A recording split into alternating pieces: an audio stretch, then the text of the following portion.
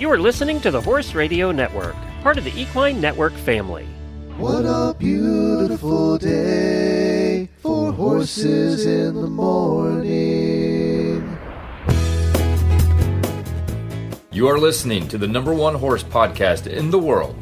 Here's your entertaining look at the horse world and the people in it.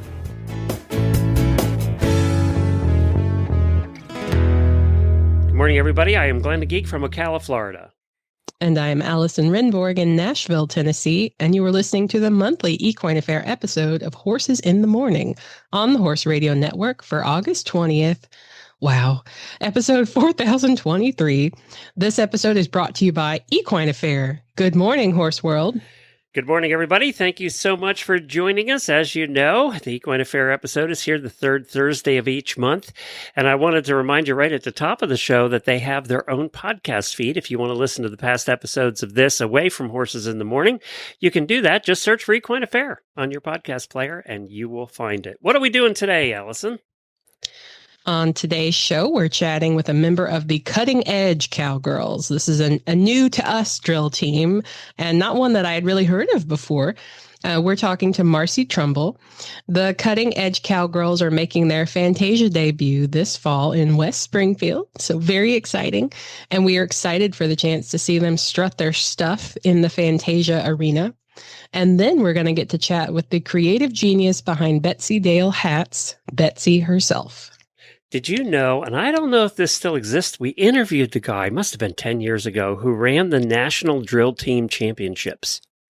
Oh. They actually had a championships, I think it was in Texas, and you qualified to go to the championships as a drill team, and then they had this competition down there, and then they awarded the national champion drill team. I don't know if I that's bet they still around. do. I don't know. It's got it. I do occasionally, I wanted to bring this up, I occasionally see these awesome videos where someone with a drone has hovered over the arena where drill teams are performing.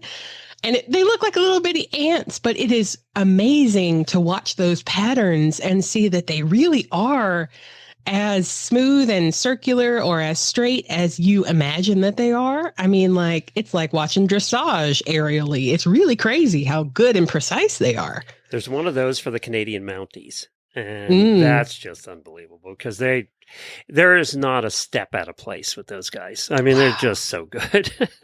I've seen them a couple times and they're just amazing to watch. You know, someone told me, I think it was back in Ohio, we were talking about speed. I think it was Rosemary Huxted. She was talking to me about how when you watch someone riding fast or you are riding fast, your flaws are not hidden by the speed. They are amplified. And that is 100%. And I think that applies to horsemanship too. If you've got good horsemanship, it looks even better when you go fast. If you got bad horsemanship, it's a train wreck. Or do it in a large group, right? Where your fault will really stand out.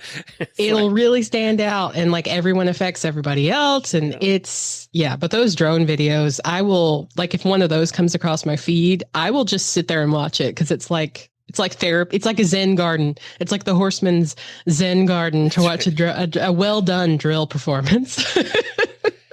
Well, I know we have some things that are coming. Geez, the show is a couple months away, and up there in Massachusetts, it's in November, and that's right around the corner now. So what's going on right now? I assume you're taking applications for various things at this point? Yes, applications opened in... Gosh, I don't know why. How is it mid-August? But applications opened in late July for Ride with a Pro. So that's our opportunity for people who want to ride in clinics and demos and things like that at the event.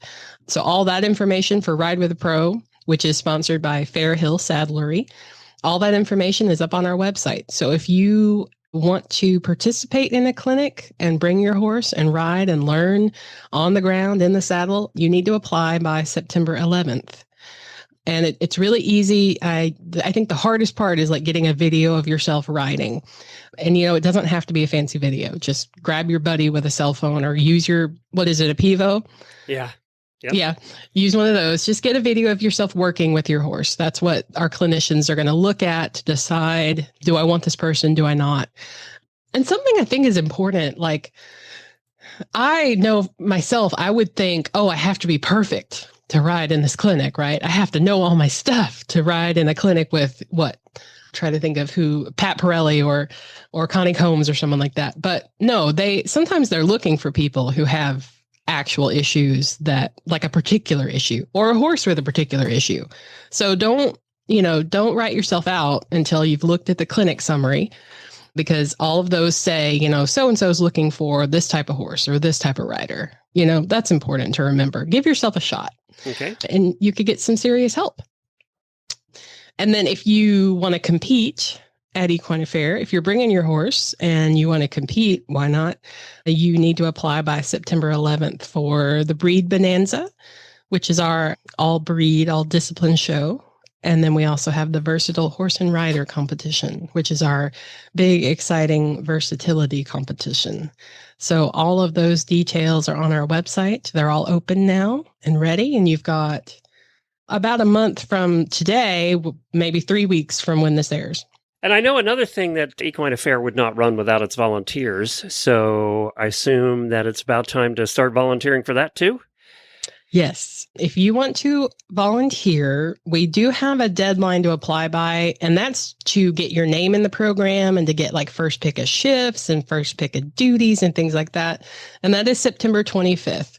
If you want to apply in advance and you're a planner and you know where you're going to be in November, then definitely apply by the 25th of September. But if you miss that date, if you're listening to this episode really late and you go, oh, shoot, it's already past September, you can still volunteer. You just have to go, you come to the event, you pay to get in, go to the volunteer office in the Mallory building, and you volunteer. They'll give you a shift. They'll give you stuff to do because trust me, there's plenty to do. And then they'll get you a refund after you do your shift. So it's that easy. And I assume that you have volunteers that just come back every year. Just year after year. Yeah. And they're the best. I mean, they work. It's not hard work, but I mean, they're so consistent. They're so reliable. They're so wonderful. We love them. And just a little shout out. I love them.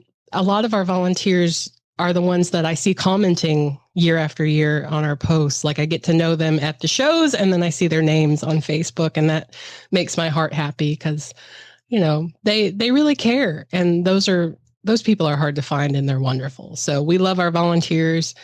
You get free admission. Yes. If you work 8 hours, you get a 4-day pass and a souvenir, but you also get to be part of our quirky family. And that's the best. Very good. Well, we're going to get to our first guest today right after this word from Endure Gold. This episode is brought to you by Farnham and Endure Gold Killer Fly and Mosquito Control, the new fly spray for horses. Discover fly protection redefined with Endure Gold. Made to annihilate flies, ticks, and mosquitoes with the brand new EPA-approved ingredients never before seen in equine care. Endure Gold is backed by science and built for hard work, delivering a fast knockdown, and we use it here at the farm, and it really does work. Add Endure Gold to your arsenal and upgrade your fly control rotation. That's Endure Gold Killer Fly and Mosquito Control, available at all your local retailers. Well, as I said earlier, we have a brand new drill team performing in Fantasia this fall. And Fantasia, by the way, is November 12th, 13th, and 14th. We are welcoming the Cutting Edge Cowgirls Precision Drill Team into our Fantasia lineup. They are a dynamic and elite equestrian group known for their high-energy performances. And today we have their performance director, Marcy Trumble, here with us to share all about this drill team. Well, hi, Marcy. Welcome to our show. Thank you for having me. I'm very excited to be here. Yes. So I hear you're at the lake, but you're graciously taking a little bit of time to do some work. So That's we appreciate right. it. There's always time for some horsing around. Absolutely. Exactly. Yeah. You should trademark that. So tell us a little bit about you. How did you get into horses? What got you into this life? Oh, that is I'll give you the short version. Yes. Give us the in the nutshell. Something I've always, it's just, in family videos, there I am in the background cantering around. Like I've just always wanted to be with horses and begged my mom to go to summer horse camp and then begged my mom to get into riding lessons. And then all of a sudden you look back and it's been, almost I'll say 30 years of horses, if not a little bit more. So that's just how it's always been for me. I've just been drawn to them my whole life. You got lucky. You got the parents who would let you. That's right. Yep. And then have you always been a drill team girl, or what did you start with? How did you get into drill teams?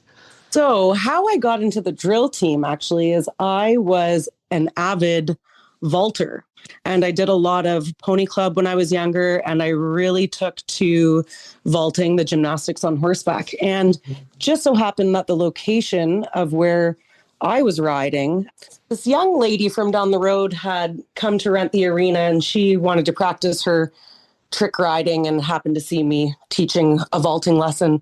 And she said, well, I'm on this team. It's a drill team. And I had never heard of a drill team. I had ridden in pony club. I had done pas de deux and quadrilles in dressage competitions and things like that. But I had, of course, seen the Royal Canadian Mounted Police. But a precision rodeo style drill team was not on my radar at all, being in the English discipline. I didn't even know that rodeo really existed in where we are in Ontario. So she said, oh, you should come along to one of our practices and see what it's all about. And they had just been gearing up to go to the Calgary Stampede. They had been invited to ride at the Calgary Stampede. So they said, oh, we're going on this big trip. And I was just enamored with this group of girls that was riding in unison and having fun, the camaraderie, the teammanship of it all. And that's kind of the drill bug that bit me, the thrill of drill, as a lot of drill riders say, or we say, we're dreaming of drilling. Once you kind of get going and you get doing it, it's so much fun. It's fun with your horse. If you have a little bit of a performance art side to you, it hits all the boxes, right? So that's how my I think that would have been in 2006 was when I first joined the drill team. And then as time goes on and, you grow up and get a little bit older, we see this pattern where it's time to start a family or to start a career. And then you kind of have to put that on the side. And then, of course, re-enter back into it. So that's kind of where I am now in my drill career, is on my second win, really. So we cover, matter of fact, as we're recording this, the vaulting's happening at the World Equestrian Games in Aachen. And we covered that during World Equestrian Games in the past. I can see where vaulting would help drill by learning for balance alone. Absolutely. I think that vaulting, if we're going to go on a side topic. Yeah. Why not? Every single rider. A lot of my children that I also teach horseback riding lessons recreationally, just a jack of all trades, expert at none. But I find if you start kids off in a vaulting surcingle on a circle and get them comfortable moving around the horse and mounting and dismounting, the rest of their riding career is a breeze. They've got all of that figured out. If you can stand on a horse, certainly you can sit on a horse. You figured out the hardest part, which is balance, right? I mean, that's right. Yeah, yep. I can see it. I never thought about it before, but I can definitely see that. And I think along with the drill team, a little bit of the trick riding, drill is really deeply seated in that rodeo atmosphere and these traditional rodeo dress acts, as they like to call them, right? So you get some Roman riders, trick ropers, trick riders, and of course, flag riders. And so that's kind of where we are in Ontario. It's not the Midwest, or it's not Oklahoma or Texas. We have a few little rodeo circuits, and it's really nice to keep those traditional forms of entertainment alive in the rodeo arena. Okay, I've hijacked this interview now. Sorry, Allison. I know we're going to talk about you guys coming to Equine Affaire, but I got to ask you. I mean, you mentioned Calgary Stampede, which has been on my bucket list forever. What's the coolest place you've ever performed? That just stands out in your head, that was cool. Aside from Equine Affairs. Yeah, we're going to take those out right now. The Tournament of Roses parade in Pasadena, California. There you go. I mean, you can't get much better than that. So. The granddaddy of them all. Yeah. Yep. And that was a fantastic experience. Even just hauling horses from where we are. I'm located about an hour from the Detroit border. Oh, that's a long drive. It was 4 days, and it's right over the Christmas holidays. So you're having, Christmas dinner from the only thing that's open is a convenience store by the time we made it to Burbank. And our horses stayed at the LA Equestrian Center. I rode my horse up to look at the Hollywood sign. Ooh. I mean, my horse and I have shared a lot of cool things. They don't realize what that day is like. We spent years, for every year we would cover that. We'd have them on, the organizers on, and we'd talk to the contestants or the riders. But you get there at this ungodly hour. And then the hardest part is just standing around with your horse waiting, right? I mean, it's funny that you bring that up. One of my favorite, almost one of these slow motion memories. It's 4 a.m. and they blow this big air horn for everybody to wake up and get ready. You're parked on the side of the highway in California. It's like 6 lanes and it's closed off, but it opens right back up at 6 a.m. Oh, so they blow this air horn and all of these riders clamber out of their trailers and start saddling their horses. But we're beautiful. We're glamorous. So we all have curlers in our hair. Oh, no. And the countdown, they walk up and down. It is so well organized that they have marshals and they're like 5 minutes and the highway opens up and they're tapping their watch. So my friend is pulling the curlers out of my hair like a wild animal. She's pulling these curlers out and I'm saying to her, just rip them at this point. And she's setting them on the median of the highway. She's just setting my curlers down. And then they're like, 1 minute, saddle up. And I remember looking over my shoulder, swinging my leg over my horse, looking over my shoulder, and they opened up the highway and a car went by and all my curlers just blew across the highway. And I thought, man, there's a memory I'll never forget. Was like in the nick of time, I got my hair out. So yes, that was a very cool and exhausting experience. There are people along the parade route and they'll hold up signs that'll say like, only 7 miles, only 4 more miles, the countdown. So it's very cool. Do they intentionally put the obnoxious float or band right behind the horses on purpose? Just always. They feed them in, right? It's a marching band and then a float and then a mounted unit and then a marching band. And they stage them all on different roads so that everybody comes in seamlessly timed. And when you turn around that corner onto Colorado Boulevard, there's grandstands and there's helicopters, and it's just amazing. It's surreal, a surreal experience. Because, flags in the band behind, throwing those flags around that's no problem at all. With drill horses are, if you wanted your horse to become a great citizen, put them in a drill. Put them in precision drill riding, even just the rodeo atmosphere behind the bucking chutes and lining your horses up in those alleys while they're loading bulls and they're loading broncs and there's cowboys climbing up over the panels and everything's going on all at once. It really does create a good, quiet horse and mileage, right? I wanted to ask you, too, because we've talked about this before on the show, that actually in those situations, there's so much coming at the horses that we've had a lot of trainers tell us that's actually less scary for the horse because they're absorbing everything's coming at them than if it's absolutely quiet and then a gun goes off, right? Yes. That's a worse situation than they're getting everything at once, so they're not reacting to anything, really. That's right. Yeah. And you just need a few veterans in order to bring a youngster along. Something I really like to do, and I've done in the past events and demonstrations, is by a round of applause, I'll have the crowd clap for who they think is the newest horse and rider pair.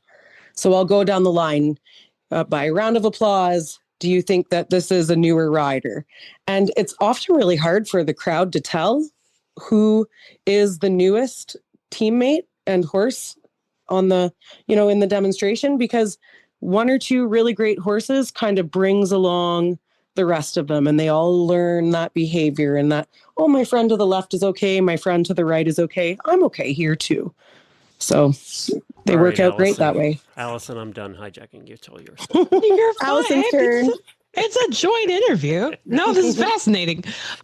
Well, so what kinds of horses, I was going to ask, do you prefer particular breeds or is it more about the temperament of the individual horse? What makes a good drill horse for you?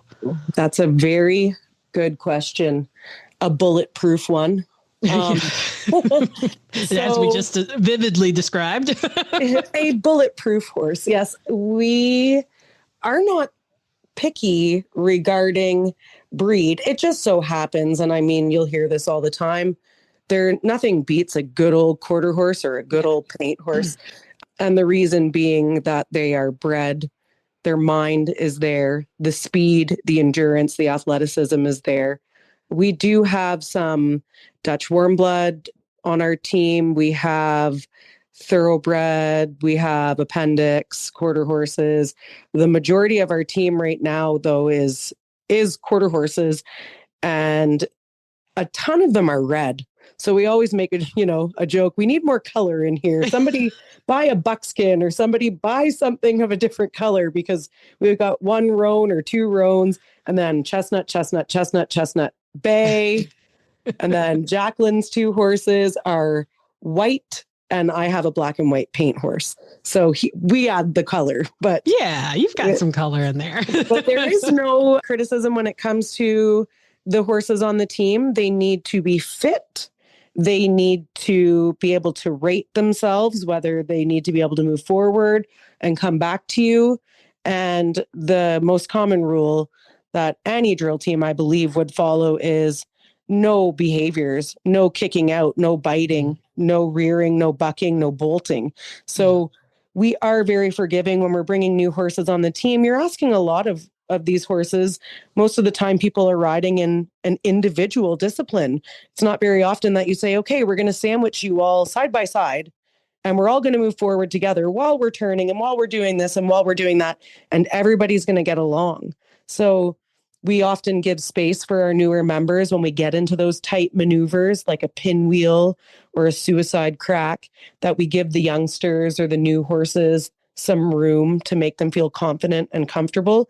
And usually, if you approach that correctly, they will just flourish and realize that what they're doing. And all of a sudden, your horse completely knows the drill. They know the music. They know what's going on, right? Until you have to kind of tell them, like, well, I'm still in charge here. I'm still the leader. But yeah, that's what you think, but really. Yeah.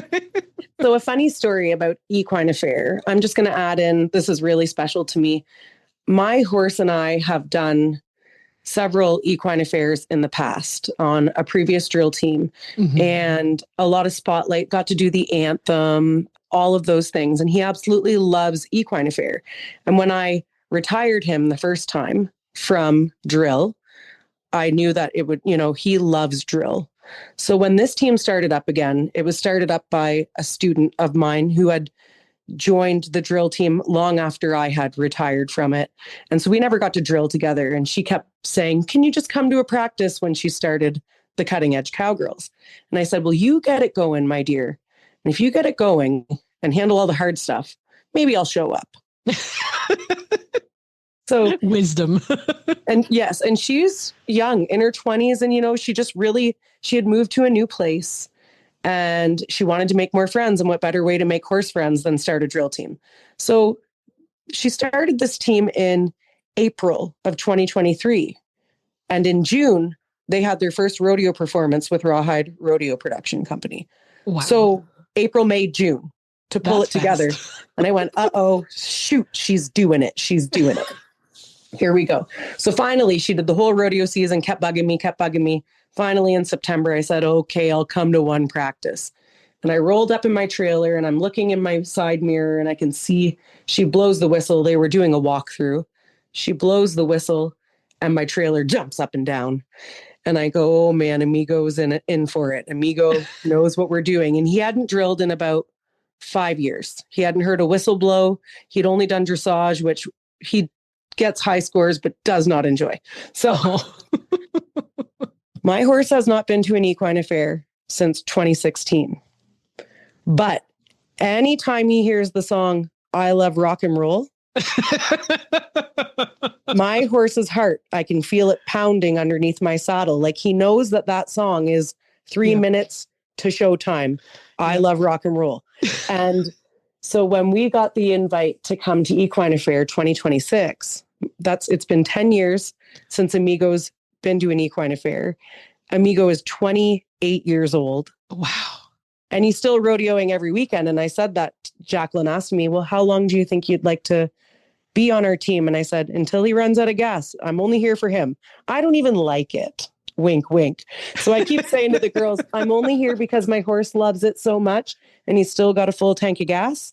And once he's out of gas, then maybe I won't drill anymore, which I've already bought a replacement horse and I'm riding on borrowed time on my 28-year-old. But that is my little tidbit of like, I am elated to bring Amigo to one more Equine Affaire and that he gets the chance to hit that big arena and that big atmosphere. And he gets to hear I Love Rock and Roll for the 3-minute countdown. So it's pretty special for us. Very special.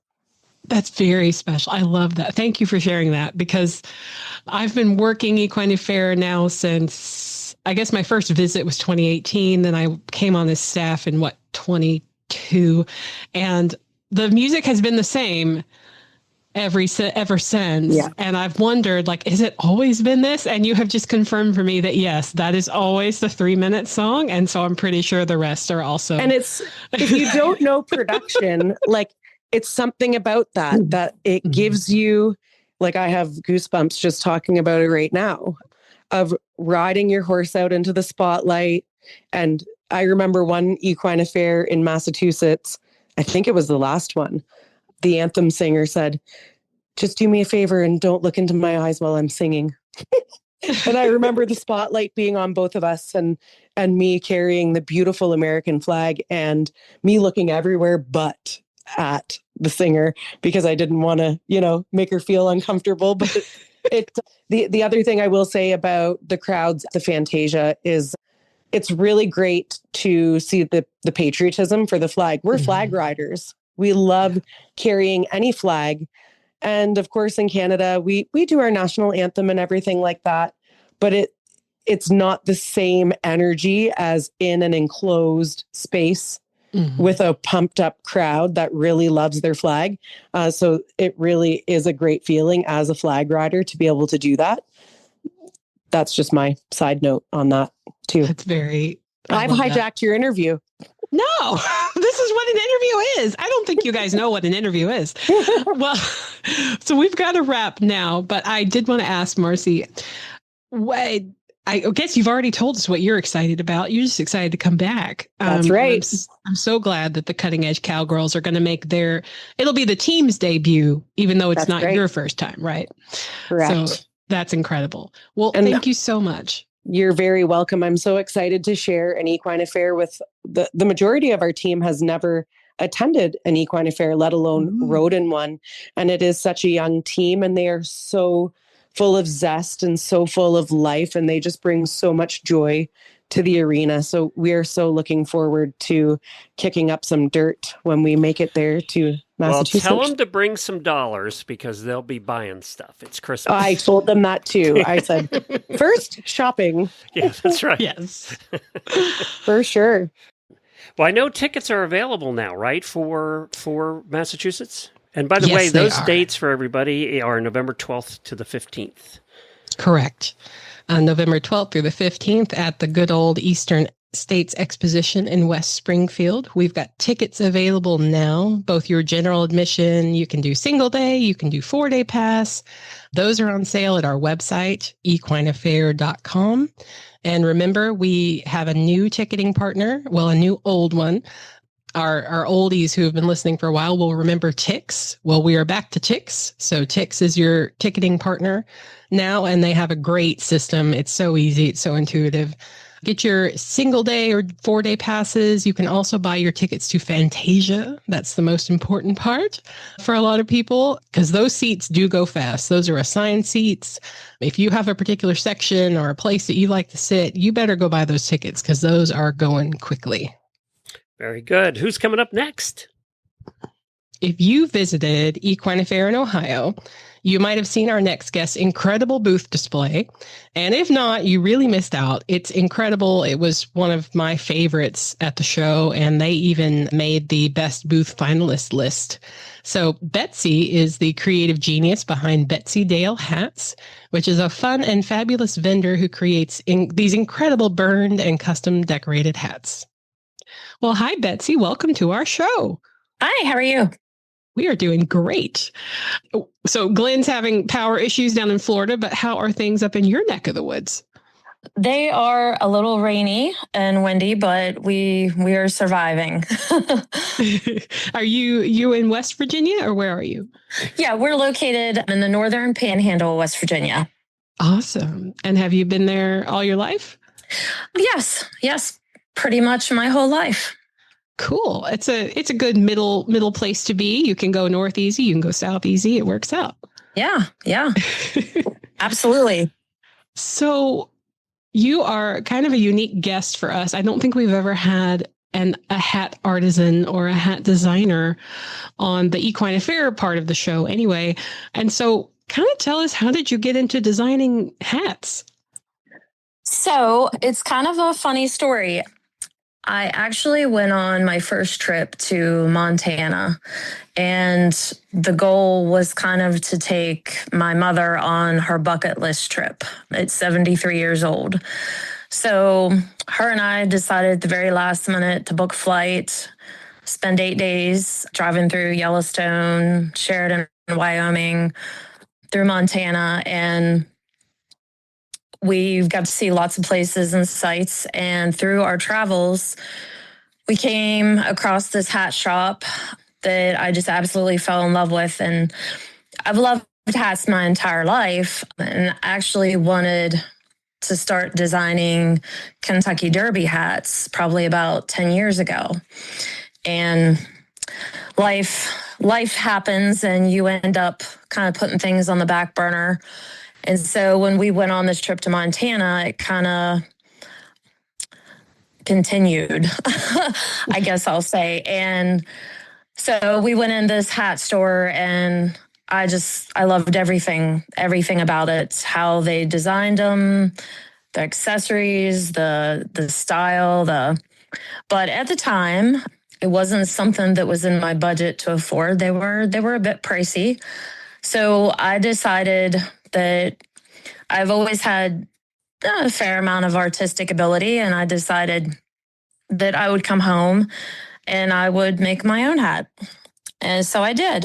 And I received tons of compliments, and people wanted to know where I got my hat, and they were interested in buying them. So I decided to make the first 10 or 12 hats that I did. And I took them to a local boutique to see if they'd be interested in showcasing some of the hats in their storefront. And they willingly agreed. And so I showcased them, and we got a lot of good feedback. But as you know, an entrepreneurial venture, you never know what's going to happen. And they ended up putting us in they asked me to do a fashion show. And I really had never done anything like that before. So I was kind of going into it blind. And I said, sure, yeah, let's do it. And so the lady in charge of it told me to bring up 6 or 7 hats, whatever I wanted to choose. And we would find some coordinating outfits to go with it. And it just basically took off after that. Everyone loved them and were just in awe about the hats. So as things progressed, I started wanting to get more creative with the hats, and I started writing on them a little bit and drawing some stuff. And my first hat that I did, I drew a scene from the movie Jeremiah Johnson. I've seen this hat. Yeah, and I did the portraits of Robert Redford and Bear Claw and some different characters, and it turned out pretty good because I really didn't know that I could draw that well. I mean, I've always been kind of crafty. But anyway, as things progressed, people really liked it because it was just really different, and it wasn't something, they were all one of a kind. So not something you could just buy anywhere. So I started doing more and more. I do a lot of styles of hats, but the ones that I draw on, they immediately sell. I can't hardly. Go ahead. Are you painting or using a wood leather burner? How are you drawing? So I use a wood burner, and I do a lot of the drawing with that. It's kind of just like tattooing a hat, more or less. And I do it all freehand. I don't use stencils. I kind of just find a picture that I want to draw, and then I draw it. And then I just kind of add things to it as I go and kind of make up my own scene. I've done some wildlife scenes and things like that. This past weekend, I was actually at a big gun bash event, and they have anywhere from 10 to 20,000 people attend. And I did some hats that were more geared towards outdoor hunting, wildlife, outdoorsman type stuff. And I drew some hats that had some elk and whitetail buck and different things like that, some fishermen. And I sold them a couple hours after I made them. I mean, wow. It didn't take long. Yeah. And I sold out of everything I had. So it was a really great event. People were just amazed because they've never seen anything like that, and they're all, I don't do any two the same.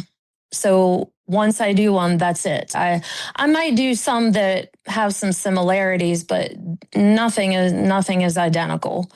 And people seem to really like that they know that the hat they have is the only one that's going to be out there that's just like that. Abby. Yeah. One of a kind. Yeah. Yeah. So that's how I got started. And I ended up starting a mobile boutique probably 6 months after I put the hats in the boutique. I bought a mobile trailer, and I created a trailer I wanted to kind of bring Montana back to the East Coast, because where I'm from, there's not a lot of Western stores or Western attire. Even though there's a lot of people here that like it, there's just not a lot of availability. So I decided to design this Old West trailer, and it just looks like an old barn inside. And we have hats showcased and some accessories and other Western attire. And that's actually what I'm going to be bringing to Equine Affaire. Yes. So it's pretty cool. Everyone that comes in really likes it, and they go on like, wow, this is like the coolest thing we've ever seen. So I started that, and it's done so well. I've actually finally opened up a little boutique at my farm, and it kind of started out as, well, I need somewhere to put my overflow, my fixtures, my extra things that I buy to go to events. And I ran out of room, so I just started building, and we've kind of grown into a little storefront now at our horse farm, and here we are. Yeah. You have something for everybody. Like in Ohio, it was cowboy and cowgirl hats of all different colors, all different styles, all different accessories. You had ones that were burned. You had ones that weren't burned. You had feathers. You had leather. I mean, it was just everywhere I looked in there, I felt like, man, there really is a hat for just about anyone who can afford one. Yeah. Yeah. I try to make a variety, different styles, I do what I like, but at the same time, I try to make things that there is something for everybody, at least I hope. Now, I do have limited space in the trailer, so I can only have so many with me. But the good thing is I can design a custom one right there for somebody if they want. If they see something they like, but it's not quite what they're thinking, I can always kind of do up another one and incorporate something into it that they prefer. I'm actually really looking forward to coming to Massachusetts and meeting a different crowd and people and customers and seeing how they enjoy our trailer and the hats we have to offer. So I know that our guests coming to Massachusetts are going to stop by your incredible booth. They're going to see it and just be like, wow, I have to see that. How can people learn more about you online? Do you have a website? Yes, I do have a website. It's betsydalehats.com. I'm on Facebook. I post a lot of my hats on Facebook, some of the new works of art that I do, just so kind of everyone can see it quickly. If you see something on there you like, you're always welcome to message me. And then I also have a social media TikTok account. So people can follow Betsy Dale Hats on there and see some of the places and events we go to. I also have a calendar of events on our website. So if people want to know where we're going to be, where they could maybe run into us next time, they can do that as well. Perfect. And of course, we have our shop that's by appointment. So you could always make an appointment and take a little drive to beautiful scenic West Virginia and see us. And I bet it's an incredible store. So that's going to be a beautiful place.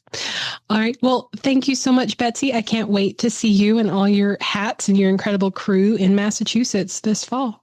All right. Thank you very much. I appreciate the interview, and it was a pleasure talking to all of you. So we have, as we mentioned earlier in the show, we have November 12th to the 15th at West Springfield, Massachusetts. Get your tickets today. I noticed that the dates have also been published for Columbus, Ohio. That's April 8th through the 11th in Columbus. And I assume that it's even going to be better this year because they must be getting some construction done. So, even better than last year. So I assume 100%. In fact, I just want to pop in. Some of our staff went to the Ohio State Fair because those girls live in Ohio. So that's their state fair, which is over at the Expo Center. And they said it's gorgeous. Oh, good. All the construction is done. It's fabulous. Wow. They have an incredible new carousel that's really beautiful with all these animals on it, just all kinds of cool stuff. So we are very excited about Columbus 2027. It's going to be worth it. All the suffering we've been through the last couple of years, it's worth it. It's staff. Especially the staff with our gas leak earlier this year. And we also have a lot of incredible new features planned for Ohio that are going to blow your minds. So we will start getting into those once November is over. So keep listening. Brand new, like a brand new toy. It's going to feel like that. Feels like that to me. So. It's like Christmas in April. Yes. Well, you can learn more about Equine Affaire at the website, equineaffaire.com, on the Facebook page or the YouTube channel. And don't forget, they do have a separate podcast feed. Just search for Equine Affaire on your podcast player, or you can continue listening to it in Horses in the Morning. That's completely up to you. You can follow Horses in the Morning. You can follow us on Facebook. Just search for Horses in the Morning. And we'll be back here tomorrow with another brand new episode for you. So we'll look forward to seeing you then. Thanks, Allison. Thank you. And we will see everybody at Equine Affaire.